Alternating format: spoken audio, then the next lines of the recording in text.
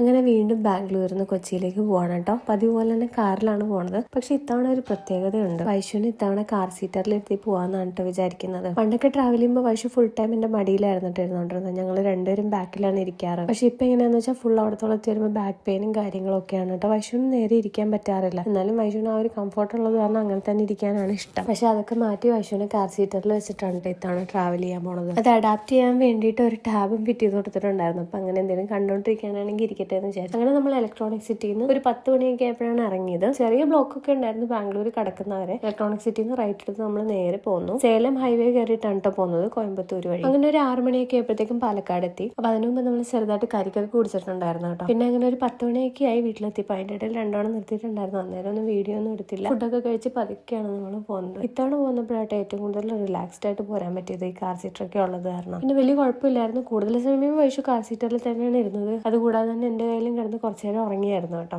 എന്നാലും car seater ആയിരുന്നു കുറച്ചുകൂടെ കംഫർട്ടബിൾ ആയിട്ടുണ്ടായിരുന്നത്.